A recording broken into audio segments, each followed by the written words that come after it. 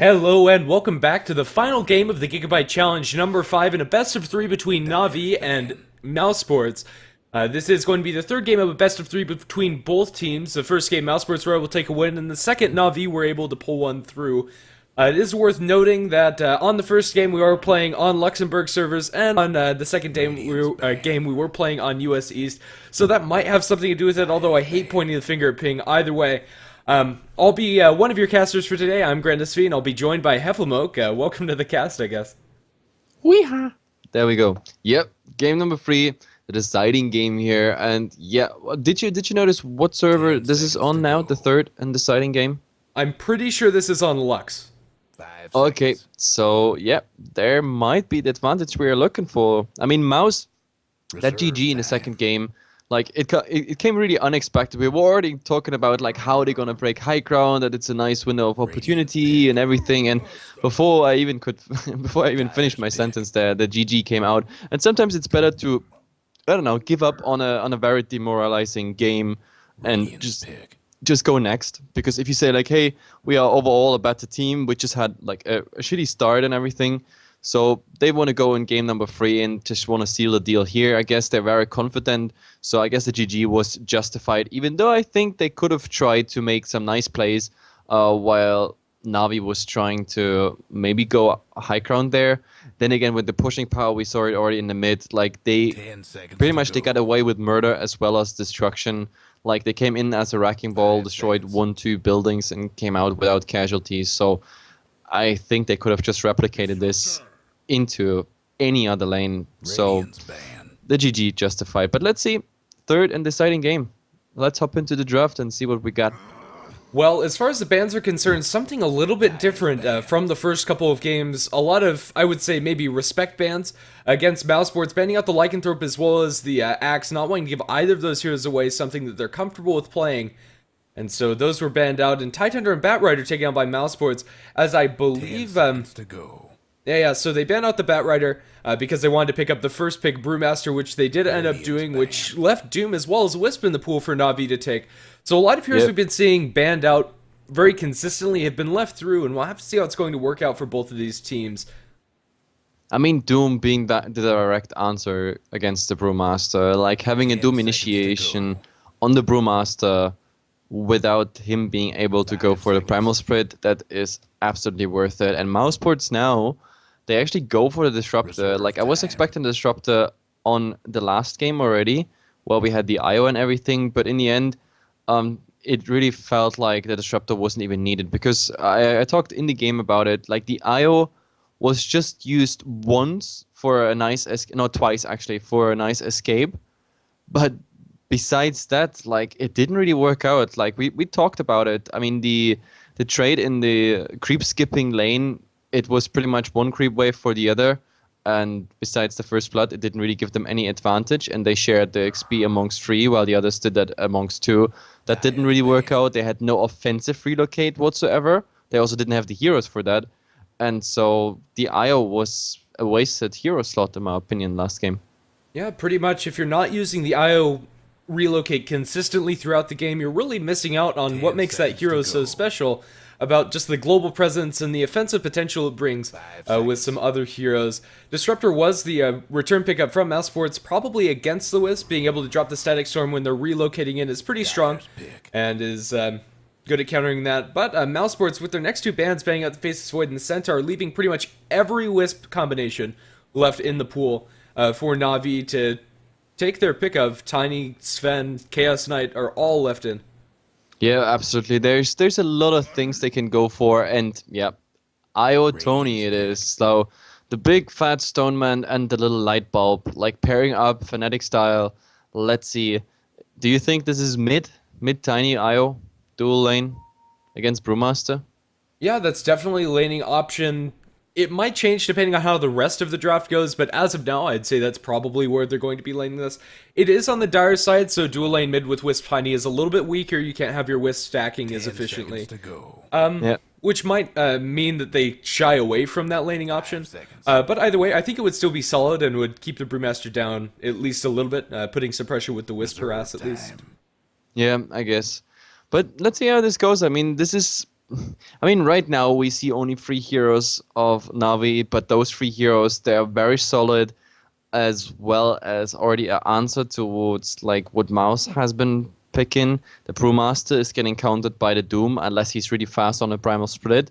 Like the Disruptor, okay, it's a nice counter against the IO. Then again, uh, we have to also be fast. Like if you get the Glimpse out, for example, um, right away, then the Tiny can't really do damage. But the reality is, like, if there's a relocate coming, even on the Disruptor, like he gets the Avalanche toss combination sometimes even off before the Glimpse animation is through, which means this burst damage is still coming. The IO Spirits maybe even finishing off the Disruptor. I've seen that many times before in Fnatic games. Then again, if you watch or cast Fnatic quite often, then I guess there's nothing you haven't seen yet in the IO Tiny world. Yeah, definitely. Brewmaster, if he's not doomed in these team fights, however, is decently good at dealing with a Tiny and Wisp. Can like throw the Tiny up in the air with the Cyclone and continue throwing boulders and just controlling the fight generally. Tiny will probably be forced to get a BKB this game at some point, but I'm not sure if he really wants to get that early on. We're probably going to see something along the lines of Tread's Aghanims, and then maybe he'll decide to go for the BKB afterwards, especially against the Disruptor Brewmaster. And I like the Wraith King pickup now by coming out by Mouz Sports. That's definitely something that can stand in the front line, think a lot of things away, and if he dies, he doesn't really care. Reincarnation is coming, is holding back the Tiny. If Tiny is the one who's bursting down the Wraith King, for example, then he might get a lot of damage. If we see a Blade Mail coming, which is very likely for Wraith King, it's like almost a 95% chance that there's a Blade Mail on Wraith King in the Pro Dota scene. Like, I haven't seen a Wraith King without Blade Mail in a long, long time, unless it's really a Ruffle Stomp. But yeah, he's also preventing them with the slow that the Tiny is actually charging further, killing even more before the Wraith King is coming back. But there's the next answer by Navi. Like, I like whenever I see mana burn against Wraith King, at least in early game or even mid game, it's quite effective. We're talking about Necros, we're talking about now the mana burn of Nyx Assassin. If the Wraith King casts 1 or 2 Wraith Fire Blasts plus some mana burn coming in here, 1 or 2, then he's out of mana for his ultimate. So let's see how fast they get Arcanes up as well as sticks and everything. So the Wraith King has to be careful if he has enough mana pool left. Yeah, definitely. Especially if this is a support Wraith King, it's very hard to manage your mana when you do have a mana burner on the other team.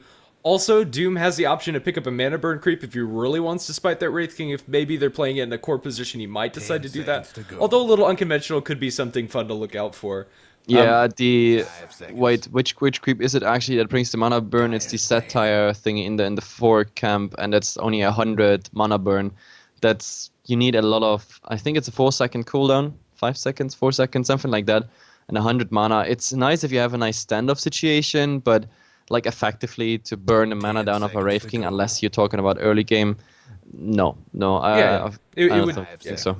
It would definitely be an early game thing, but Mousesport's going to go for Leshrac, and it looks like that's going to be a core Wraith King at the center of their tri-lane with Disruptor Wraith King and Leshrac. They have a lot of lockdown and maybe even the potential to go aggressive up against Na'Vi with these picks. I don't like it. Like, I think, like, whenever I've seen like really core Wraith King coming out, it never really worked out for the teams I've been casting. But then again, Mouz, they can convince me otherwise, of course. Here, the Wraith King in a support role, it's always better in my opinion, because he's very effective with his stuns. He focuses on the initiation, and if the game is going well, then he finds his way anyway into, you know, the damage transition. So, but setting a Wraith King up for being a core, farming items, going not for the initiation, I don't know. Let's see how it goes. But I like him more in a support role, roaming, because the Wraith Fire Blast is just too powerful to just sit on a lane farming pretty much. Yeah, definitely. If they do want to keep that support Wraith King as an option for them, they could farm up the Leshrac and get an early Bloodstone. I mean, they could still pick another core, which puts then the Wraith King again in a support role, like the Brewmaster in mid. Then we have maybe a double dual lane coming out, which I doubt then again, but let's see. I mean, we have a Nyx Assassin and Doom. We are not 100% sure yet where they go, but it might be safe lane Doom, Nyx Assassin, offlane Tiny, IO Wisp. We already talked about it. But for both teams, like the 5th one is actually giving us the clue how they're gonna lane it. Yeah, definitely. And it's going to be a keeper of the light. Okay. And a bounty hunter. Now that's getting interesting. I mean, Bounty Hunter, nice answer against the Nyx Assassin, as well as, of course, giving a nice influx of gold.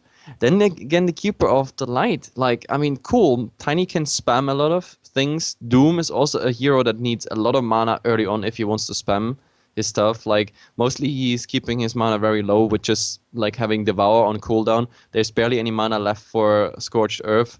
And level death is something you never go into unless you're, like, I don't know, level 8, 9, or above 11 even sometimes in the pro scene. So a Keeper of Light makes a lot of things possible here, of course. But then again, I just see Coddle or Tinker or something coming out when it's about counter push. But here, I don't know. Where's the push? Where's the push you can actually prevent from happening with the Keeper of Light? Lashrock Edict, he doesn't care. The Brewmaster, the Primal Split, doesn't care about Coddle. So, I don't know. The Keeper of Light is nothing I really don't understand. Nothing I have to understand right now. But let's see how this is getting crystal clear maybe pretty soon for me. Well, I'll go ahead and introduce the Radiant team. It is Mousesports playing on the Radiant with Fada taking up the Wraith King. Usually he plays in the mid position. I was thinking they might be switching around heroes. We'll have to see where he's actually going to lane. Looks like it's safe lane. But either way, Pycat going to be playing on the Bounty Hunter, MSS on the Brewmaster, Misery on the Lishrak, and Pos on the Disruptor. Yep, and on the other side we have here in the offline the Doom at the moment being alone, Cat being played by Cat, then of course Snaking in the mid already waiting here on the Tiny. He's probably getting assistance by the little light bulb 1437 here, the IO. He was just busy, I guess, setting the wall. The Coddle, Keeper of the Light, is being played by Fog, and Korok, last but not least, is playing the Nyx Assassin. And so far, like, how does that laning go? Like, I'm really confused. Like, they're going forth and back just for aggressive ward, but also not as a team. So if there would have been someone from Mouz or even the entire team, that would have been pretty horrible for Na'Vi. In the end, Na'Vi now also quite shattered all over the map. There is Fata just rushing forward. I don't know, scouting out now the Wisp. I guess now that's their confirmation that we're gonna have Tiny IO in the mid. But oh, they find Pycat, but instant Shadow Walk. So he's getting away. There's no vision whatsoever anyway, but it's about the rune, and he actually gets the rune. Now doing some damage on the IO, but I don't think he cares too much. That's worth one tango. Yeah, definitely. Wisp without detection because he is rushing straight towards that bottle, and yeah, pretty much as expected, Mouse are going to be going... Look at Snaking better. Sorry to interrupt, but Snaking, no. like, he really fucked up his block. Like, that block was so bad that MSS actually, like, ended up blocking too much, so the creeper was landing under the tower. Yeah, so it looks like the creep equilibrium is going to, I don't know, be definitely in MSS's favor with a little bit of creep juggling away from the tower. And, well, Snaking not off to a great start here as the Wisp is hanging around with the Doom down in bottom. And, well, 1v1, I'd say the Brewmaster is favored versus the Tiny. And to be honest, you can leave Pycat alone with the Doom. You don't need the Wisp here, especially if you don't have any detection anyway, so there's nothing you can actually do.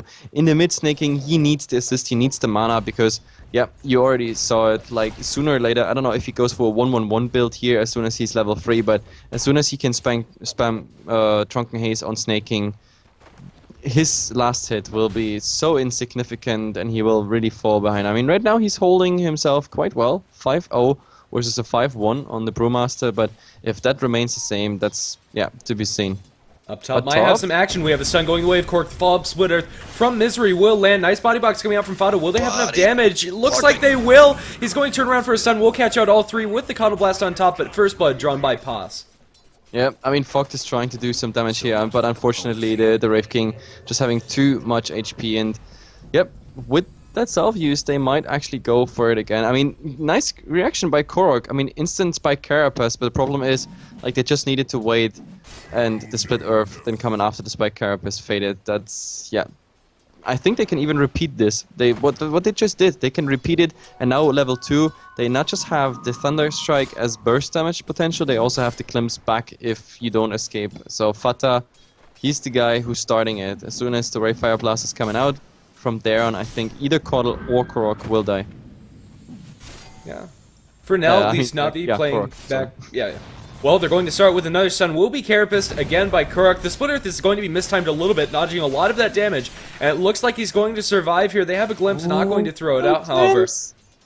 That's too bad. But in the mid, In the mid, what's... No, never mind. I actually thought maybe with the Wisp they want to go for something, but the problem is Tiny doesn't even have enough mana for a combination. Now MSS just, yeah, going ham on snaking. Is there a bottle already coming? Now the Wisp is actually coming in. There's the Avalanche. They do a lot of damage, especially the Spirits, but now snaking has to run here.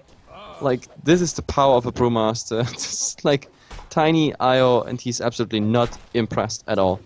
Yeah, and 1437, his bottle is empty. All they have is tangos to get snaking back up to a decent amount of HP, and Brewmaster's still just fine. We'll crow his bottle, and we'll be able to stay in this lane for quite some time, and it's still getting a lot of farm in this mid lane, even when he's dual laned again. 16-5 compared to the Tiny's 11-0. Yeah, absolutely, and there's nothing coming out for the Tiny at the moment. That's the biggest problem. Like, he needs his bottle ASAP, he needs to bottle crow, so he forces at least MSS into the same. And, well, for MSS, is there? Yep, there is a bottle coming out now, as well as boots, as well as the stick. So he just got, like, a lot of high-value items, at least for the early part of the game. But there's a go on the bottom lane here. Oh, Cat, there is a slow by the lightning, but, yeah, Pycat, you can't follow a Scorched Earth target when you're that low HP. And, yeah, he has to use himself, and Doom is getting away. In the end, it's exactly how I said, you can't really kill anyone in these lanes. Like, in the mid, on paper at least, all should survive if the IO is there to assist snaking. On bottom lane, Pycat can't kill the Doom and vice versa, unless, of course, he's getting level 6, which he is still 2 levels away from it. The only thing where you can make something happen is top, and talking about top, Korok, no, he can't go for more. Fata there being super low. But yeah, in the end, he's getting out. Only problem for him is no salve, no nothing. Oh, middle might be in some trouble. Let's see. Well, Misery not going to throw out that stun. MSS almost has his level 6, and one of the disadvantages of having the dual lane is snaking is sitting a little bit less experienced than the Brewmaster. He's going to throw a toss, mostly just for harass, but MSS has a salve, even if things got really bad for him. And probably just going to use a bottle charge after one more clap. Yep, I like the setup they do here in the top lane, by the way. Like, he's waiting for the Impale, while then Fogged is just spamming out that Illuminate. But, yeah, he still needs, like, one more level to actually be quite sustainable with it. I mean, Chakra Magic level 2, that's all cool. But, yeah, you want at least level 3 Illuminate and level 3 Chakra. That's, like, where you can endlessly spam it, pretty much. Yeah, well, for now, it's going to be fairly passive. Bottom lane and mid lane don't really have any killing potential. And with the support, at least Misery rotated down towards bottom. And with Fata not hanging around the top lane, very little kill potential across the map. Oh, there's a rotation in the mid. Level 6 Bounty Hunter. Oh, he has the ultimate on MSS. They're going to start with the Janata, slow MSS. He's going to throw out the ultimate immediately. The Avalanche will delay things for now, but here comes the Boulder Toss. With the track movement speed, they should be able to catch him down. Another stun coming out for Misery, well coordinated. They're going to throw the Wisp up in the air. They might be able to go for more. They have another Boulder Toss going to nicely micro that one. 1437 is going to be blown up as well. Yeah, I think he was even panicking there. He didn't even control his spirits. Like, he didn't bring the spirits in, so maybe even with a tower hitting on Pycat and some spirits, that might have been close to a kill, or at least bringing him down, but he was just like, oh damn it, I'm so dead. But yeah, Mouz, 3-0, now they're even gonna find a regeneration rune. That's absolutely perfect. He can pick it up, even give it to Misery if wanted, or he can use it and then give charges to Misery, but yeah, they don't even want to or don't care. Like, it's really looking good. But top, we had it go on Korok, but there's, oh nice blast here. Oh, but they're going to look at glimpse the back glimpse. Korok. They're going to follow up with another Wraithfire Blast. Don't think they'll have enough damage here, and Korok will be able to back off. We'll take a lot of harass, however. Yep, there's a lot of harass, but yeah, both had to go back there because Chakra Magic here on the Nexus SNO. But we have a go in the mid on MSS. There was the combo, but unfortunately it's not enough. Now the Wisp actually getting some tower hits, and they have to go back very fast. And with the regeneration rune on MSS, this isn't even going to phase him. He'll be right back in this lane. Yep, absolutely not impressed by this. He's like, okay, sure, nice combo by you guys, and now regeneration just coming back. But top, Pycat is there, also going for bottle. Like, how many bottles do we have by now? Let's see, we have 4, 2 on each Oh, team. they're They're going to Korok. track up They have Korok. the They're vision. trying to throw out the stun. Fought it with the extra movement speed. He hasn't thrown out just yet. Eventually he will. He's going to glimpse back as well. Spike Carapace has been thrown out. It won't do much of anything. Let's see if they'll be able to chase down this kill. They should. One more auto attack's all they need, and Bounty Hunter picks that one up. Well, with the Illuminate, they'll do a little bit of return damage to Pawson, while Fata also falling very low, and no level 6 on the Wraith King, so he needs to be a little bit careful. Oh, in the mid, MSS. Yep, there was the damage combo as well as the Doom, so at least they get on the scoreboard, and it's on a high value target actually. Like the Brewmaster, he had to die. It had to happen, but in the meantime, Fogged was stunned here, and now Fata, he has to be very fast out there because, yep, Korok is back. And yeah, well, no mana burn on him. It's actually quite interesting that he doesn't go for a single point in it. Like, he really wants that impale damage as well as, of course, the stun duration. But yeah, it's not looking too good. 8 minutes into the game, 4-1 at the moment for Mouz. Like, they're farming just much better. Then again, we have a Doom who's doing quite well, also in comparison to Pycat. But then again, Pycat was already roaming, is still roaming now in the enemy jungle, and of course he's level 7, he has the track gold, so this is 150 gold each time he gets a kill, and 50 for his allies. And once they actually get a lot of track kills, it's starting to spiral in favor of Mouz there very fast. Yeah, they've already gotten 2. I'm not sure if that Doom was entirely necessary in the middle lane. It was kind of like a KS Doom, maybe just making sure he didn't have the split available. Was still on cooldown after the engagement. Now they're going to go into Fog. He's being tracked up in the jungle. Shuriken toss. And Fog is pretty much dead here. Pycat should be able to chase him down one way or another with the bonus damage. He might be in a little bit of trouble under tower. He eventually will be able to get the kill, and there was backup if he was gone on by the Nyx Assassin. So a good pick off there. I think Korok actually could have made a nice play there. He knew that the bounty hunter will be chasing. He could have thrown out just a blind impale and at least save him for the time being. But yeah, he didn't even bother there. I think the blinks of the blinks also indicated that Fog wasn't very amused by this. Yes, well, in the meantime, snaking as well as 1437, putting some pressure on this tier 1 tower on bottom with all of the action up in top lane. And well, with the toss, he's able to do some decent damage, but here comes the bounty hunter. He's invised up, no detection on the ground. They should know he's here now. They're going to throw a toss. Yeah, with the spirit stain you.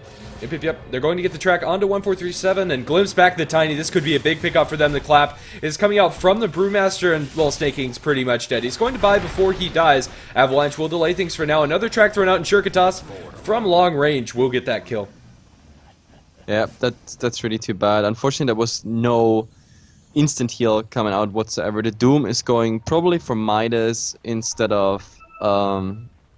Oh, do we have another go here on the Wisp? No, Misery was there already, like, coming up with his Edict, but it's really too bad. I actually thought maybe the Doom is going to be the Mac builder here in this game, but yeah, he's not even close. He didn't even start. Maybe that's Midas.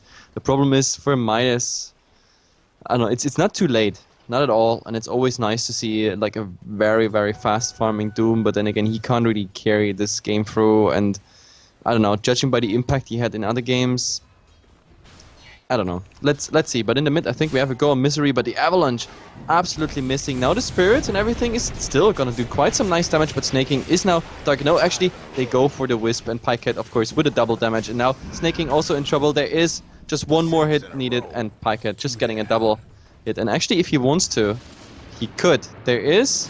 Yep, glimpse back on Fog, and he's very dead. Going to get an Illuminate at the very end. Triple kill for Pycat and a wicked 6 streak for this bounty hunter. I believe that's at least 4 track kills. He's going to be stunned up in the middle lane with the Vendetta, extra damage. Maybe he'll be able to get this kill. Shadow Walk coming off of cooldown in 1 second. He has it if he needs to throw it out, and will eventually, and will be able to survive as well. Where's the mana burn? Radiant's mid tower's coming apart. That's really too bad. Like 1 point in mana burn would have, I don't know, maybe be enough. I don't know how much HP did he have? Like 100? Radiant's mid tower. Okay, it would have been. Yeah, it would have been very, very close. But I don't know. He decided to go for the second point in the Carapace. But now we see maybe a nice wraparound. There's also the second time I'm saying this, but like, yeah, Cat. Oh, they're going to blink forward. He's going to miss the stomp, however. Now he's going to be turned on. Cat's stunned up with Wraithfire Blast, well comboed up with Misery. And now Brewmaster Ultimate's coming out. They just need to be in a full retreat. Will he be able to get any stuns off on the backlines? He's going to purge down Korok and now stun him up. That's another track hole going away. He will delay this with the Spike Carapace, but eventually he will burn down to the Aura. And now Fada, he still has enough mana for Reincarnate. Even if he goes down, he throws out another stun the way of 1437. They're diving hard for this, and I think they can. There's a nice Avalanche will land on 2. Toss will get Pycat and Fada very low, but Snaking's going to die here as well. And 13-2 is the kill score, and Tier 1 Tower is also going to fall. They're looking for... Glimpse is ready. Yeah, there's Glimpse onto Fogged, and yeah, he's very dead. Another stun from Wraith King, and Godlike Streak already for Pycat, 12 minutes in. This was, again, one of those, like, last time Cat played the Void, we had similar initiations. He jumps in with the dagger and uses the War Stomp. uses Scorched Earth right after, and he has not enough mana to do the Doom. So he's just standing there, Doom not used. I don't know, what was this initiation? This was a catastrophe. This was an absolute disaster. And now they go again, but they're, like, again, 4 versus 5. Ooh, Korok will be able to throw out the sun. He's still cancel casting it. They will land on Misery. They'll be able to get that kill. Static Storm has been dropped with his dying breath, and now they're chasing down more. With the Scorched Earth movement speed, he should be able to get the Disruptor, and he will. 2 heroes dead on the side of Mouz. And now Bounty Hunter, if they get this kill, this could be huge. It's a godlike streak. He is regenning up with the rune, and now Dagon, he's going to be able to get the kill on the Wisp. Oh, he will be sunned up. He might pay for this. War Stomp to follow up, and Pycat falling very low. He is going to be invis up. No detection on either of these heroes. He's going to be able to get back out, in a cheeky track before he does. Yeah, this was horrible. They lost the tower there, and like with the Doom used, they didn't even get the kill on the Brewmaster. They only snagged 2 supports, and like Pycat going for the plays here after his triple kill. Now the sneaky Dagon kill. Snaking going to be stunned up. They have another stun coming out from Fadi. He still has the ultimate, so even if he dies here, it's not the hugest thing. Has another stun after the stick charge. Is going to try to go for snaking. He's still alive, and eventually he will lose his ultimate. That's just going to slow up 1-4-3-7. They get 2 in the middle lane, and now with the jump in from the Nyx Assassin, he's going to be glimpsed back up towards the top lane. They might have wanted to keep him there to get that kill, but either way, they're going to be transitioning this into a tier 1 tower push. 3 kills, and they get a nice little bonus tower on top of it. There's no Cliff. Cliff is still 2.5 minutes on cooldown, so they just go through this tower. Nothing they can do. If anyone would just come close, there is Disruptor ready, as well as Pycat just waiting for it. Pycat also finding, another double damage rune. Last time he had a double damage rune, he had a triple kill. So if this is a bad omen, then yes, then they should not engage right now. And I don't know, Na'Vi looking really, really bad. We're 15 minutes in. The XP graph is already telling us the story of this game. 7.5 for Mouz, and when it comes to gold, even almost a 10k. And now Caudle, look at the damage. Yep. This is, Janata, level 4 Shuriken Toss, as well as, of course, the Dagon. Easy kill. Is this also level 2 track? Yes, this is level 2 track. So this is 200 gold, plus, of course, the normal gold from the hero. This Bounty Hunter is spiraling out of control. And the Dagons are coming out for Mouse.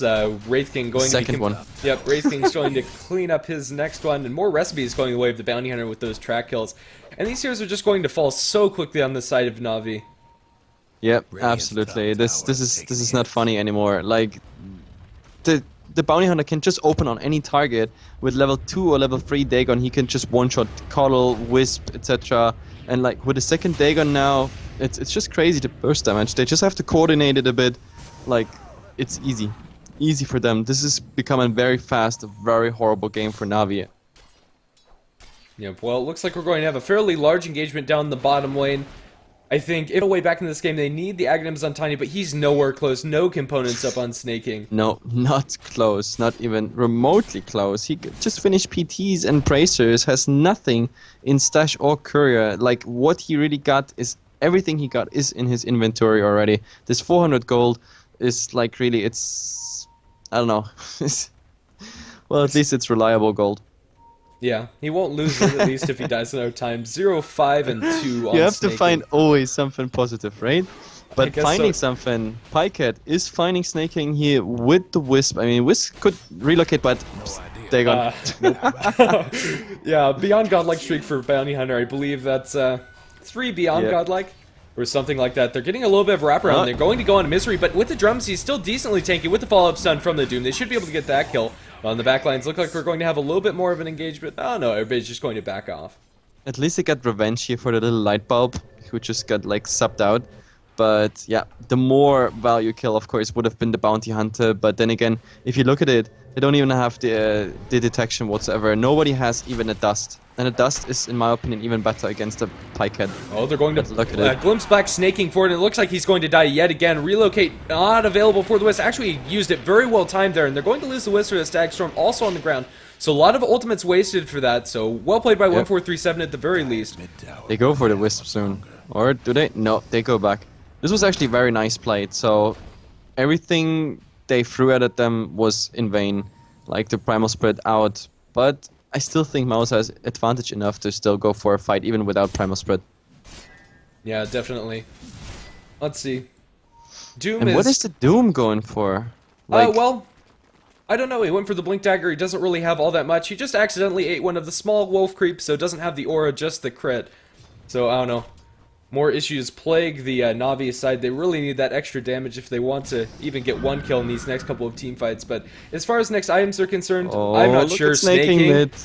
Oh, Fada's going to throw the sun, and Snaking's very dead with the Daggons coming out. No relocate available this time from 1437 to keep his buddies safe. Yeah, this is... Oh, and now the they go even for more.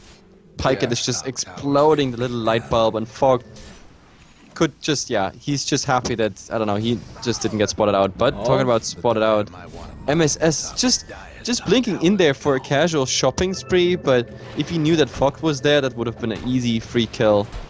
Trying for deny in bottom lane, they should be able to get this one, and Latrec denies the tower, and that's, I don't know, pretty big at this point in the game. Na'Vi need every bit of gold they can get. Gork, he's spotted out, they get the Doom off onto MSS, this could be a good turnaround. MSS is still decently tanky and a nice stun. We'll catch out both of them. It looks like MSS eventually will die, and two good pickoffs coming out from Na'Vi, and they've relocated down Snaking.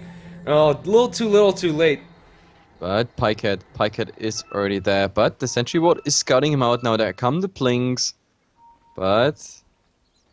I don't know, if he finds Fogged, that's an instant kill, pretty much. Is that already level 3 Dagon? Yes, it's level 3. He's halfway to level 4 Dagon, and now... Oh, he's finding Fog, but Shuriken... Cancelled with the Shuriken, now the Dagon. One more Janata, he's going to be able to get this kill. He's mischance, but eventually they will get this kill. He doesn't want to use anything, he's just like right-clicking. I mean, Blinding Light, buying some time, but... But yeah, this Klims was... I don't know, it felt like $1 million Klims. Well, it might just be the $1,500 glimpse. Okay, but no, it's really like I always have the TI3 finals in my head, and like when I see such plays where it's really about a split seconds making like those game deciding things, and I'm always saying like this could have been like the $1 million glimpse or Dream Coil as we saw it. So yeah. If this was a TI final, then this would have been $1 million one. But either way, we are 23-7 on the scoreboard. We are 20 minutes into the game. The net worth, well, it's looking very one-sided at the moment. Oh, and we have an engagement here. Caudle, well, his blast. Somebody's cooking. Dire's bottom tower. I'm sorry, I have to laugh too hard about this, but Jesus Christ. Caudle Blast is getting Caudle Blast versus Dagon Blast. Who is winning? Dagon absolutely having the advantage here. And the funny thing is, on the Wraith King, it's just even level 1. So, yeah, still enough for a Caudle. Now, do they searching for Cat? The Blink 4 by Fada almost caught out Cat. Let's see if they'll be able to find him. I think he knows he's there. Probably just assumed he TP'd out. Oh, not sure why Doom isn't TPing out. Has the Blink Dagger.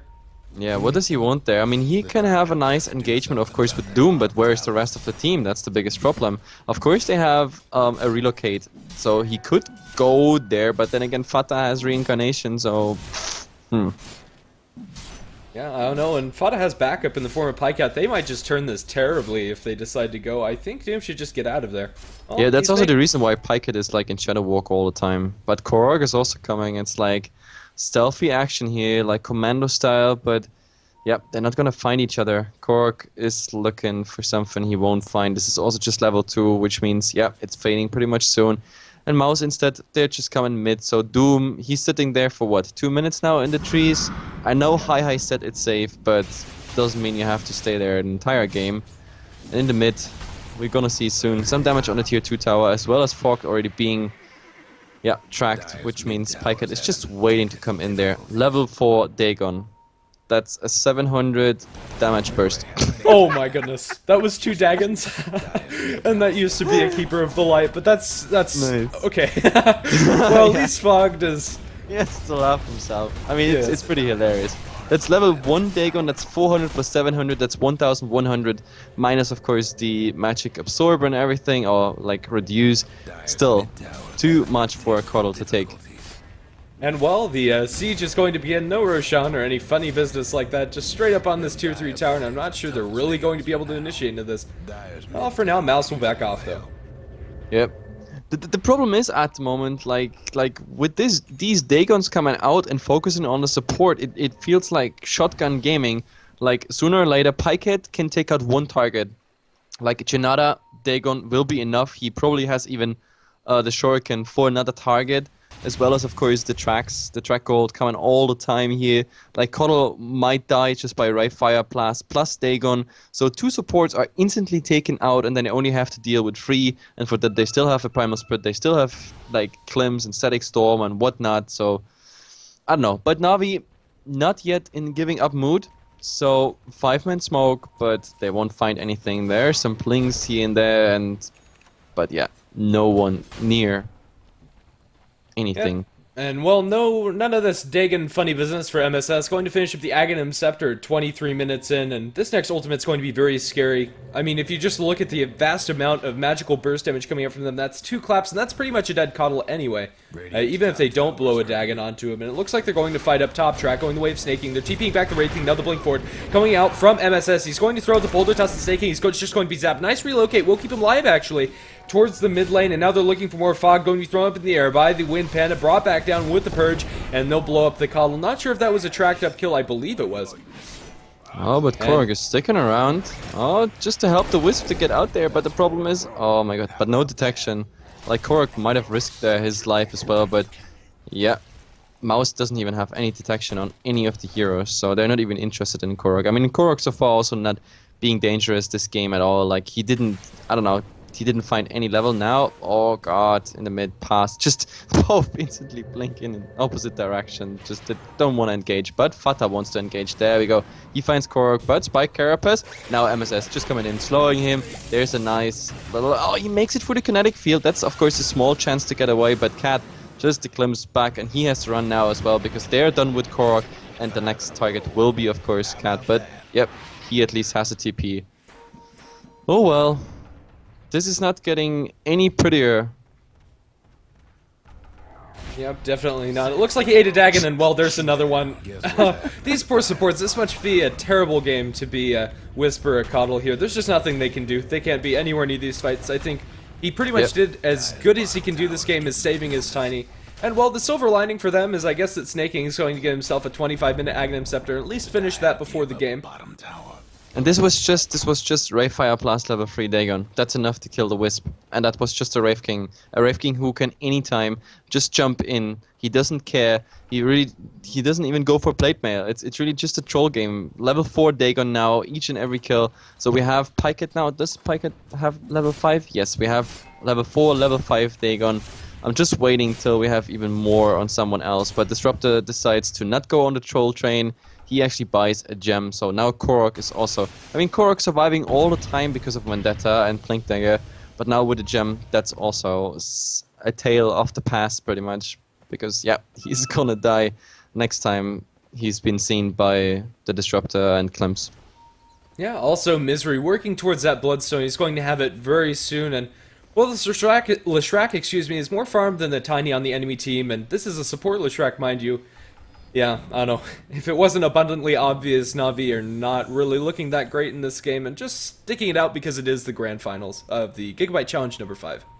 Yep, absolutely, but it's not so grand as we expected. I mean, the second game was okay by Na'Vi. Like, they had a very convincing draft and everything, and they got it through. Mouz, like, I don't know, it felt like they did some here and there some crucial mistakes, but then again, also the draft felt kinda, I don't know, unorthodox, so they are also maybe in a...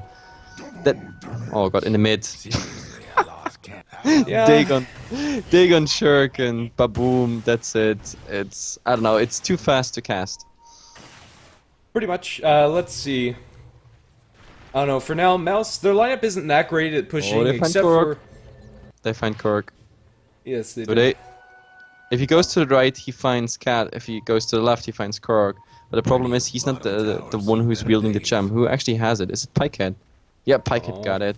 Snaking up top, it looks like they might find him with the glimpse, they will, and now he's going to be tracked up. That animation was really weird, but the Dagons are coming out, and Snaking's going to die. Pycat is beyond godlike, and, well, even the Tiny, he doesn't stand a chance versus the 2 Dagon level 5s, and now the push is going to start mid, blink forward into the base by Fata. Doesn't really have any backup and can't go for any kills here.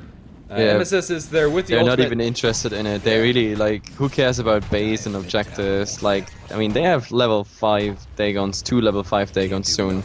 And Fata coming in, look at this, Fogged. Oh, but this time Fogged actually surviving, so Fata in a very awkward position, but he can just go out and he still has reincarnation. That's the funny part about it. So Koddle, of course, he's trying to do something in, I don't know, the department of counter pushing, but yeah, Mouz just dodging it. And you know, if you calculate that money that's coming in, whenever there is a track out and there were like 4 people involved, so that's normal kill, shared, plus 400 bonus from the gold, plus another 100 because he gets 100 more for himself. It's just crazy, the income. Like, if you have like the entire team involved, like for each and every kill you have almost 1,000 gold coming.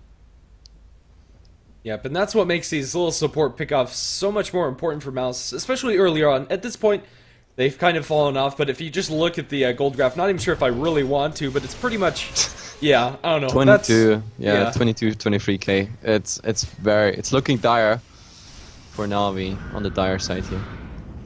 Yep, well, the tracks are going to come out, and Snaking, I'm not even sure if you really want to be there. There's a kinetic field, and they can glimpse it back with the Blink Dagger up on the Disruptor as well.